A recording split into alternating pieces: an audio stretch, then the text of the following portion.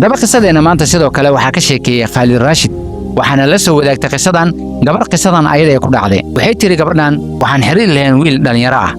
waqti ayaan wada qaadan jirnay waa sheekaysan jirnay xiriirkeeni wuu weynaaday heer waxaan gaarnay aan isku soo dhawaano waxaan naga faa'iideystay shaytaan waxaan sameynay Google Live haddaba Google Live markaan sameynay kadib waxaa dhacday in aniga qalbigayga aan ka dareemay ciriiri fara badan maadaama aan ku dhacnay zina ayaan ku dhacnay subhanallah haddaba waxaan ku fikiray in Ilaahay u tooba keeno maadaama aan zina ku dhacay Sheekh Khalid Rashid wuxuu ku dhahay haddii aad tooba keentay waxaa laga rabaa toobadaada inay noqoto toobad run ah waxay tiri toobadaydu waa mid run ah laakiin hal dhib ayaa jirto wiilkii mar walba soo wacaa fariimo ayuu ii soo diraa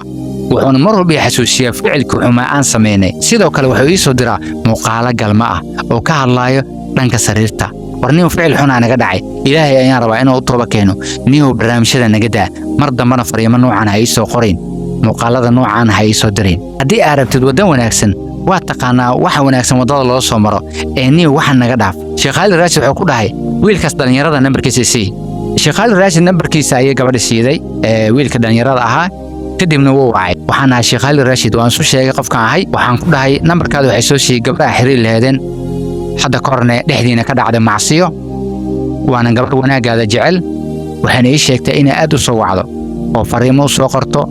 macsidii hore aad u sameyseen in mar walba xasuusinayso waliba fiidooyo galma u soo direyso maxaa ka jira arrinkaas wuxuu ku dhahay arrinkaas wuu jiraa laakiin waxaan rabaa hadda inaan barnaamijka iska dhaafno Sheekh Khalid Rashid marka wuxuu ku dhahay waxaan ka rabaa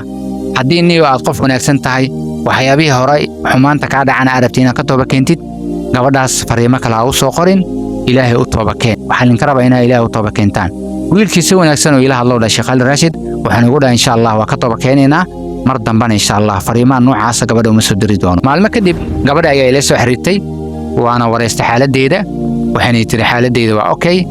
kadibna waxaan weydiiyay wiilka dhalinyarada ah balka waran wiilka dhalinyarada ah ayaan xaaladiisa weydiiyay waxaan ku dhahay wali fariintii xumeed miyuu ku soo dirayaa waxay ku tiri maya isla markiiba waxay tiri fariimihii xumaa wiilkii soo diri jiray way istaageen wax fariina ima soo diro muuqaalana ima soo diro way istaageen balse waxaa jirto arrin aan ku sheegin Sheekh Khalid Rashid Sheekh Khalid Rashid wuxuu ku dhahay waa maxay arrinkaada ii sheegin waxay ku tiri waxaan ahay aniga gabar xaas ah oo leh 3 caruur adigoo xaas ah oo 3 caruur ku joogto miyaad ka sinaysatay nin dhalinyaro ah oo aan ku qabin Sheekh Khalid Rashid gabadha wuxuu ku dhahay shuruudu tawba inaa buuxisaa in mar kale aad dambigaas aad ku laaban sidoo kale inaad ka qowmamaysid inaad dambigaas mar kale ku laabato ama sameynta aad sameysay inaad ka qowmamayso inaad go'aansato in ficilkaas mar kale aad sameynin haddaba Sheekh Khalid Rashid wuxuu leeyahay macsida kuma koobna kaliya dhanka zinada dadka singalka ah dadka mutazawijiinta xitaa way ku dhacaan zinadaas laakiin qofka markuu single yahay iyo markuu mutazawij yahay macsida markuu ku dhaco zinada qaasatan way kala weyn tahay sababtoo ah qofka hore u soo guursaday markuu zina ku dhaco cuquubadiisa aad ay u weyn tahay waayo waa la rajmiyaa dhagax ayaa lagu dilaa marka qisadan ayaa Khalid Rashid gabadha uga sheekaysay hadda halkan soo gaartay waxay tusinaysaa in qisadan ka heshay